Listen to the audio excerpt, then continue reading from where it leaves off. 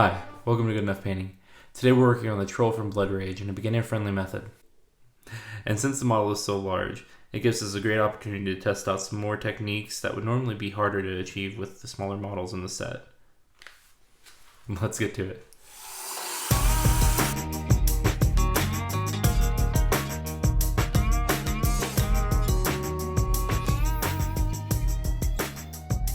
First up, let's hit the biggest surface area of the model, his skin. I took some of my own advice from a previous episode and got a dedicated dark brown for my set. I'm choosing Gorthor Brown from Citadel if you want to follow along, and this will probably be my only addition to the set. If you don't want to buy any other additions, you can achieve a similar color by adding 2 part cork brown to 1 part black. Alright, now take out your cork brown and apply this to all the loincloths and the necklace. Mistakes happen. Luckily, all I had to do here was clean my brush, then dry it off on my towel, then wick at the flooded area, going back and forth to dry off and then wick. But after you clear up all the water, it's good as new. This happened from a bead of water falling from my metal part of my brush into my bristles. I'm going to leave this to dry and then come back in a moment. For the loincloth to be fully opaque, it took me about 3 thin layers.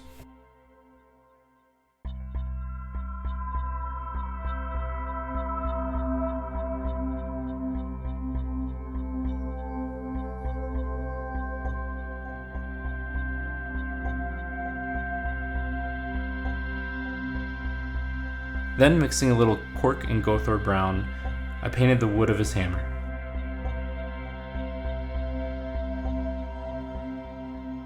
Using the same mixture that I just used for the wood, I mixed in a little black, leaving a little unmixed black on the side for his hammer later. And then with this near brown, I applied this all over the hair, being careful to not nick the skin. If you end up hitting the skin, no need to worry, just come back with a little bit of your original brown to tidy up.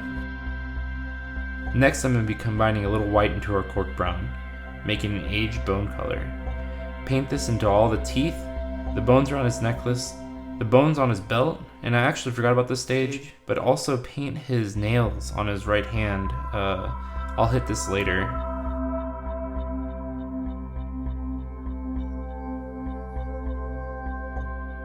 Then with the black that I didn't mix, I painted the head of his hammer right now. Give the hammer time to dry before this next step. We're going to take a little white and blend it in with some black to make a dark gray, and then dry brush this all over the hammer. I also ended up hitting the hair with this as well. And then only for the hammer, progressively add more white into the mix and keep applying it to the hammerhead until you achieve a nice stone look.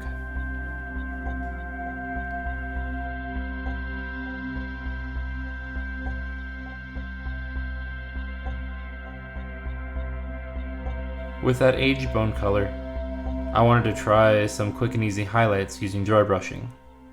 I picked a smaller dry brush for this, and then I lightly went over the whole model with this color.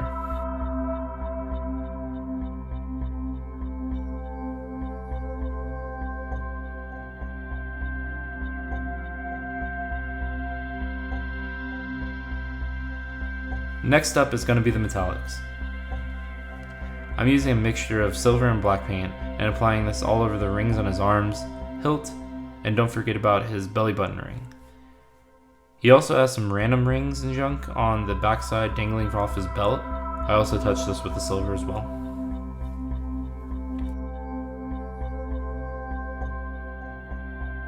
And now is when it all comes together.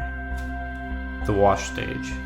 Use roughly a 1-to-1 mix of our flesh wash and a black wash, and then stir it up with a wet brush.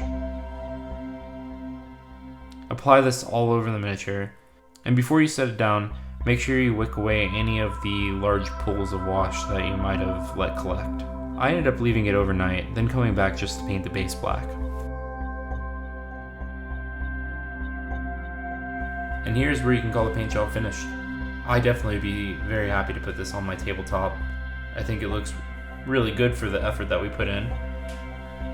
But if you like, I'll be going over a couple of additional steps that will really make the model pop in the highlighting stage. First step is to take that lightest gray that you mixed up and load up your brush. Then, only using the side of your brush, run along the edge of the hammerhead on all angles. And then also the little circle bits in the center of the spiral, I just painted those straight with this color.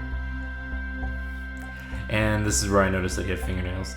I gotta admit, it's pretty hard to paint with the camera in your face. I'm using a bone color we mixed for this, and also applying it lightly to the skull in his necklace and the inside of his loincloth, including a light edge highlight to the rest of the loincloth. And finally, don't forget to hit those teeth. Now up for the metallics. I take a little of that mixture of black and silver, and I brush it lightly on all the upper portions of each metal bit. If you're feeling a little daring, let's dot as one exposed eye with a little bit of that white gray that you have mixed up. Unfortunately, my big dumb hand got in the way and ruined the focus. The main takeaway is to take your time and find a good steady position. Rotate the model to where you have a good angle of approach and just nick at the eyeball. Worst case scenario, you gotta paint a little of the original skin tone back on and maybe wash it. Last color to paint is going to be a 1-to-1 mix of medium flesh tone and our original dark flesh tone, Gorthor Brown in this case. Mix this and apply this to all the raised areas of his skin, and take special care not to paint into any of the recesses. Be sure to take your time. For the face, I really only focused on the tip of the nose, the raised lip areas, and his eyebrows.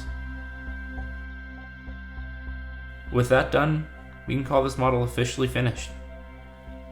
Thanks for painting with me today. This was truly amazingly fun model to paint, and to get a little extra practice in. If you like the content, please like, comment, and subscribe. I'll be returning to Blood Rage in a few weeks, so don't miss out. And remember, you don't have to be perfect, just good enough.